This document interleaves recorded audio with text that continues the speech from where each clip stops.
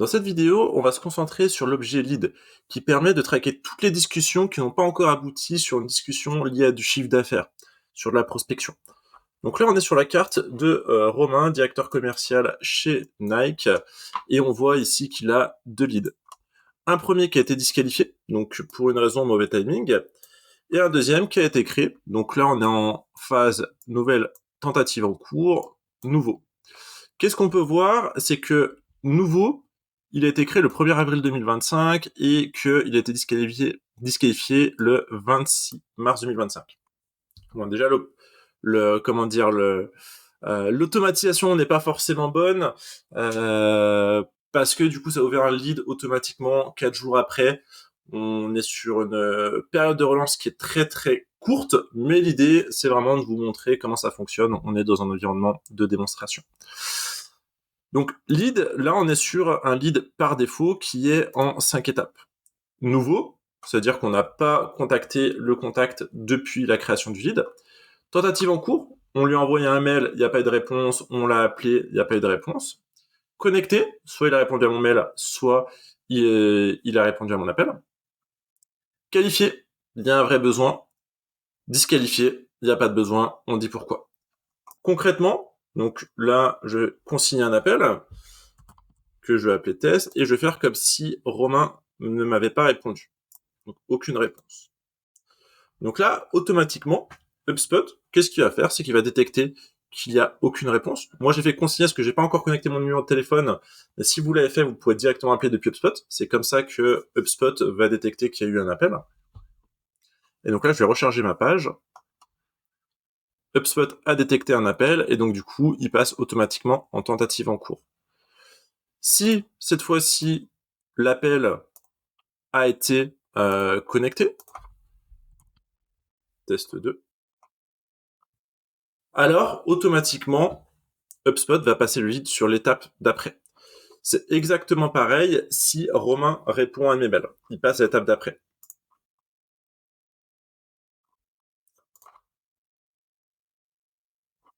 On recharge encore. Voilà. Quand on est à cette étape-là, ça veut dire qu'on a créé un lien. La personne nous a répondu. Donc, arrivé là, pour moi, il y a 3 possibilités possibles. Soit Romain me dit, écoute, je suis en vacances, rappelle-moi dans 2 semaines. Donc là, on va rester en connecté. Je vais créer une tâche pour m'en rappeler.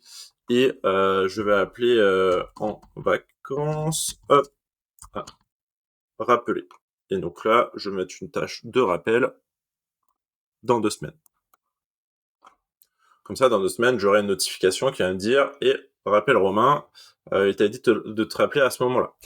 Sur la gestion des tâches, c'est une vidéo séparée, je vous invite à la voir. Deuxième choix, Romain me dit « non, je suis pas du tout intéressé, je suis engagé avec vos concurrents, votre produit m'intéresse pas du tout, j'ai pas le budget, c'est pas le bon timing, etc. » Donc là, on va faire comme l'étape précédente, on va passer en disqualifié. Là, je m'oblige à renseigner pourquoi, en termes de catégorie. Et ici, je peux préciser, donc sur du champ texte. Donc là, par exemple, mauvais timing, engagé jusqu'en 2026. J'enregistre. Et derrière, je peux créer l'automatisation pour me relancer, par exemple, au mois de septembre 2025. Troisième solution, et c'est celle qui va nous intéresser, on va passer en qualifié, parce que Romain nous dit, oui, effectivement, je suis intéressé par votre produit, on en discute lundi, envoyez-moi une invitation. Bon, dans ce cas-là, il y a une vraie discussion liée à du chiffre d'affaires, donc là, on passe sur une transaction. Et donc, automatiquement, HubSpot vous propose de créer une transaction quand un lead est qualifié.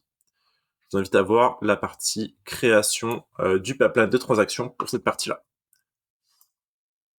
L'idée derrière tout ça, c'est que là, on puisse suivre directement de façon visuelle les phases de prospection. C'est aussi possible pour la vente additionnelle. Là, Romain est un prospect, on peut très bien l'imaginer en client.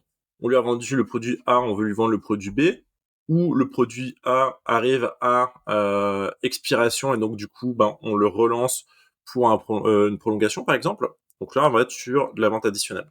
Pareil, c'est quelque chose qui peut être automatisé.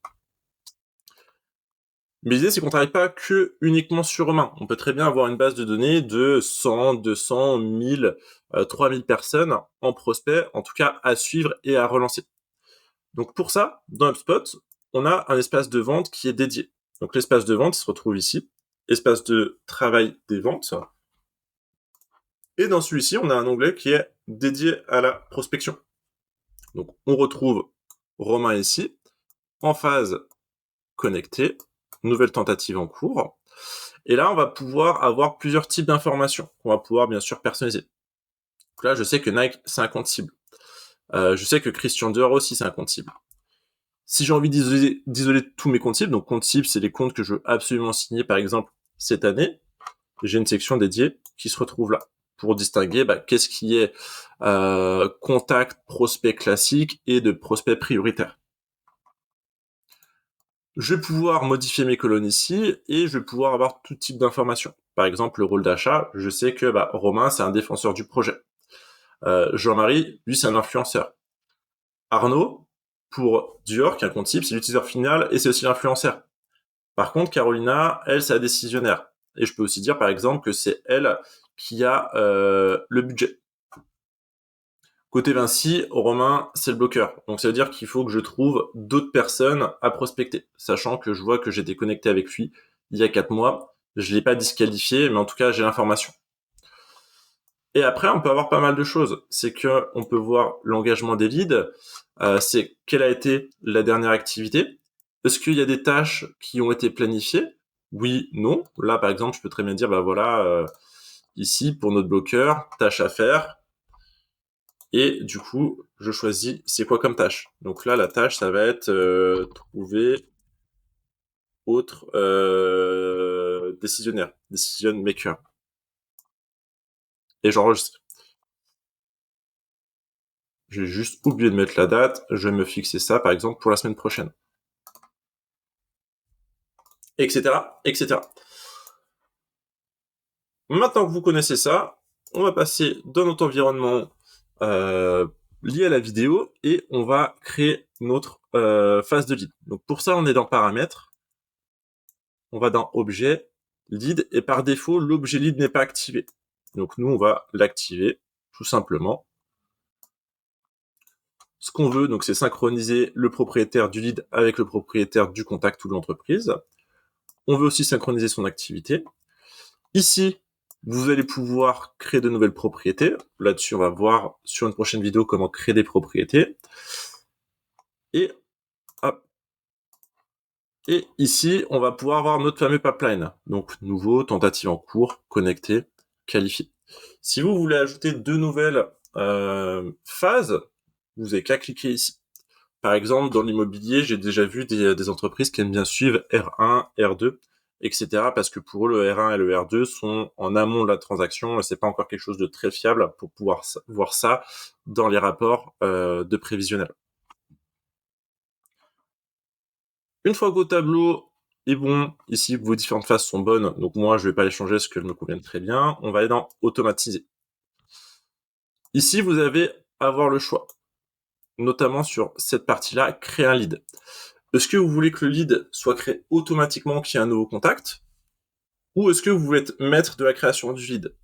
En fait, la question derrière, c'est est-ce que vous avez des contacts qui arrivent dans votre CRM qui sont déjà quasiment à 80% tous intéressants? Et donc là, dans ce cas-là, s'ils sont quasiment tous intéressants, vous voulez tous les travailler, on va activer cette phase-là en disant qu'ils arrivent à une nouvelle entreprise quand ils sont sur le cycle de vie prospect.